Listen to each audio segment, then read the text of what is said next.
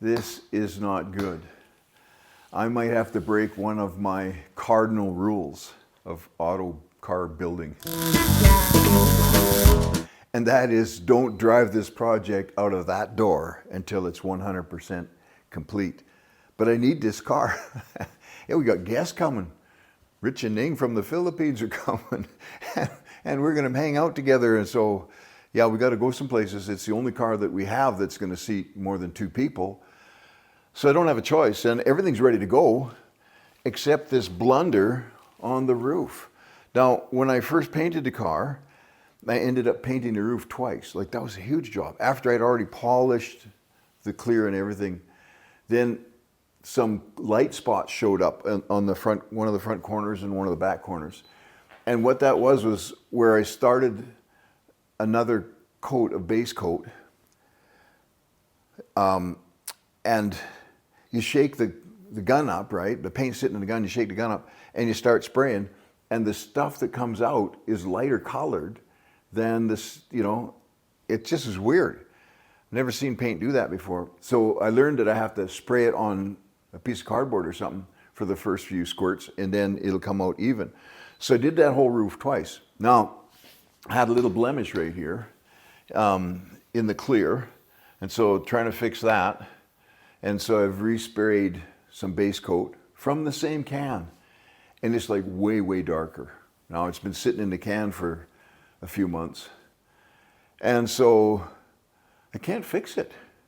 You know, I'll fix the clear, but it's gonna show up nice as a dark spot on the roof. And the only way to fix it, I think, is to buy more paint and respray the entire roof. Even that, it's tough joining it at the corners because, I mean, in one can of paint, we've had so many different colors come out, light to dark, you know. That's quite frustrating. So, I don't know, maybe some of you guys knew that. I didn't know that before I did this car. I've actually used this paint on a pickup truck before and never had that problem at all.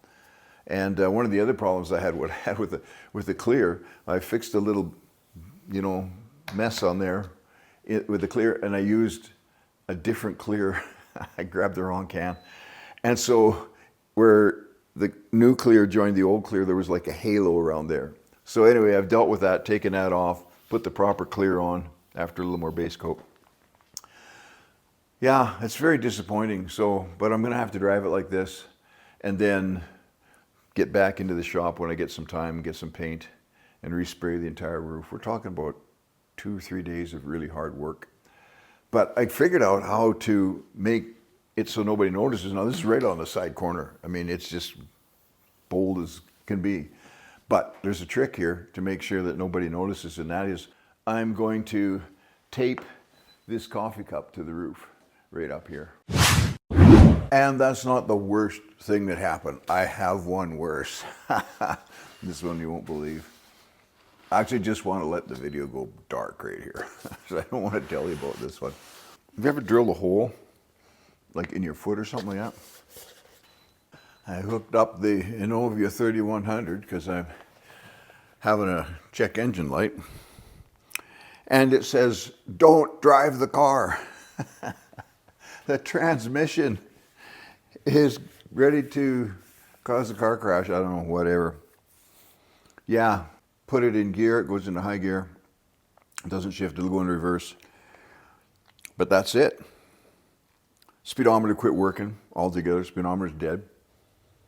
You're like, oh man, how did I ever do that?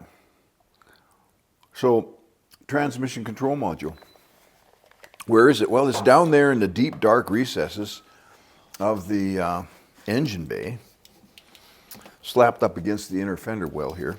And I was mounting something down there, and I drilled a hole. No, not a hole. I drilled 3 holes through the actual transmission control module. There we are. Look at that. Extra holes that shouldn't have been there. How do you do that, man? And I'll get to that in a minute. But first, then the panic's on because we've got to have this car running like right away. I've been driving the 42 Chev truck everywhere. It takes a lot of gas. And it's big and heavy. So quickly go online, where can I get one? Well, listen, if I take this car to the dealer, like the Cadillac dealer, who knows how long you'd be waiting. They have to buy it, they have to program it, then that adds up, it'd be thousands of dollars. But there's a place in the States called, was it Flagship? I think it's maybe in New York or someplace like that.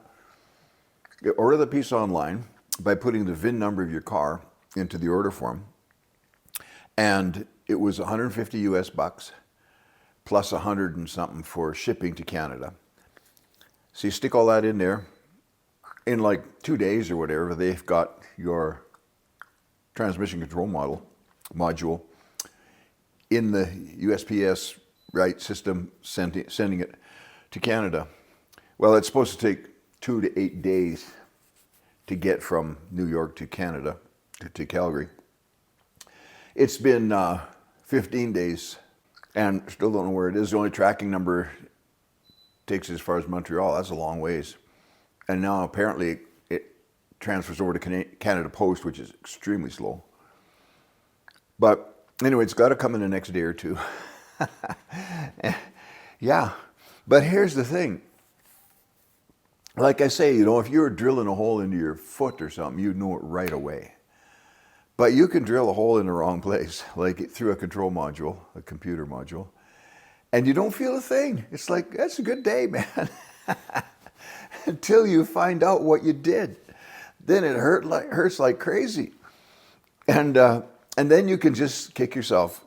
And if that's not good enough, get your wife to kick you. She'll do it too. My friends just laugh, but my wife doesn't laugh. She's like, how could you do such a thing? Well, you should have been there helping me, pointing and saying, hey, that's the control module you're drilling a hole through. Anyway, we'll get it and we'll get it replaced. And then it's one of those things we'll forget about. Man, I don't know about you. I've done some really stupid things in my life. I remember just after COVID, my wife and I got hit with COVID pretty good. We were sick and I was actually delirious at some point. So glad I didn't go to the hospital though. Boy, that intubation thing where they put that machine on you, more people died from that than, than just suffered through it, right? Whatever. I mean, you're fairly old, so you do get a little bit sick, but we're strong and healthy, and so we got through that. But it's taken a long time for some of my sense to come back. I can smell smoke all the time, even sometimes now, like we're talking about 3 years later, 4 years later. But one of the things is the slowness of your brain. And so I had bought a new drone and was out in BC, British Columbia, by this raging river. I love this river because I grew up beside it when I was a kid. And I had my 29 Dodge there and parked on the side, and I thought, man, this would make such a cool shot, zooming up the river, and then rise up, there's the 29 Dodge sitting there by the road, It'd be a really cool shot. Why do we need a cool shot for anyway? And so I'm flying over the river, and I see I'm getting pretty low. And I start, pulling back on the joystick, right? I did take flying lessons when I was 18. Completed all the practical stuff, never passed the test because I was just goofy. But to get up in the air, you pull back on the joystick, right? Or pull back on the steering wheel or whatever.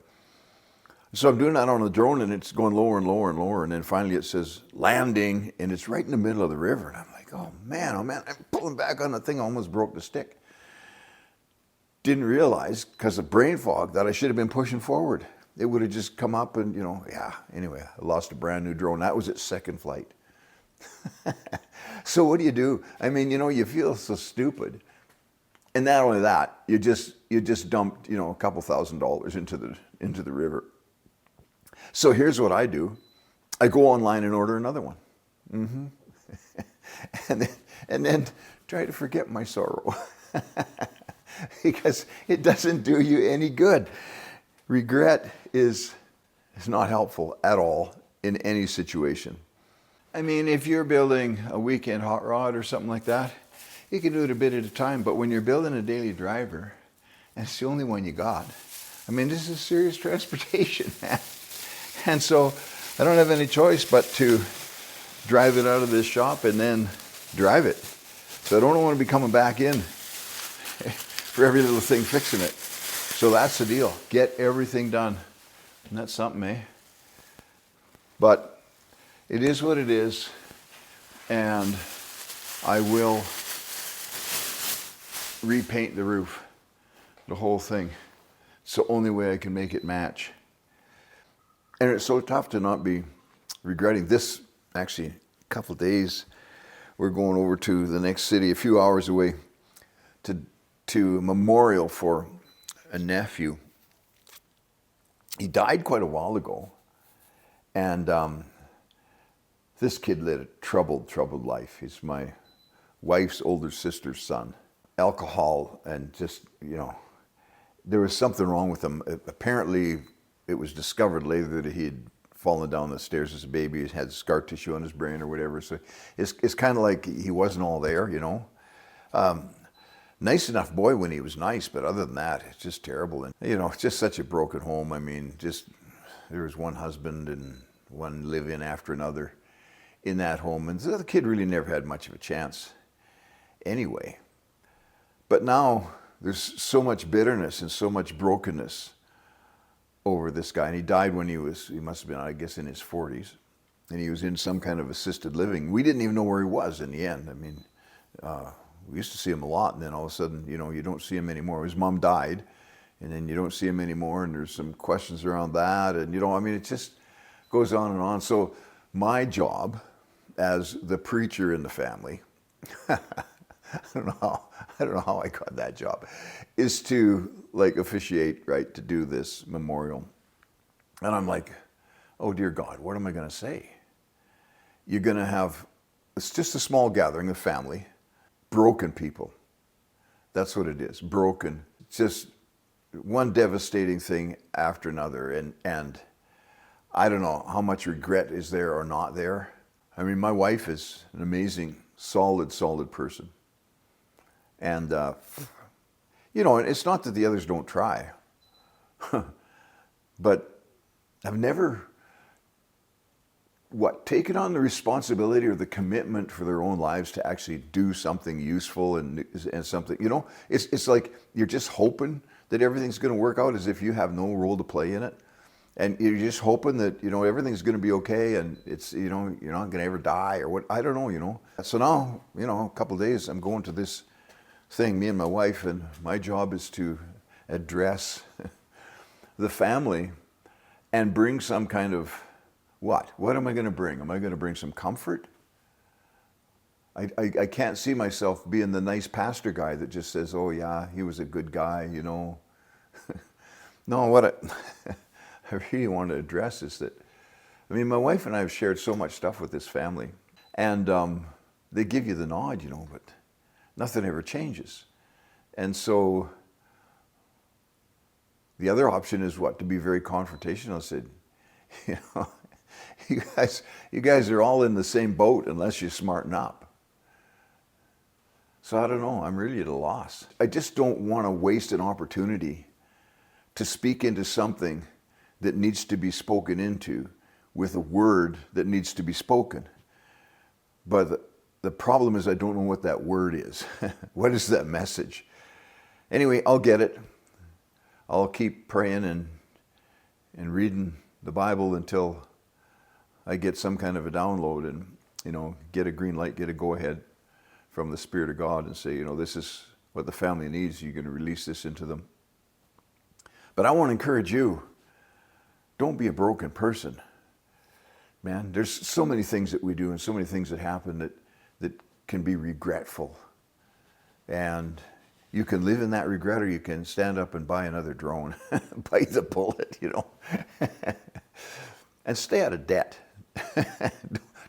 Don't bite the bullet by borrowing more money, whatever you do, or putting it on your credit card, man. Come on.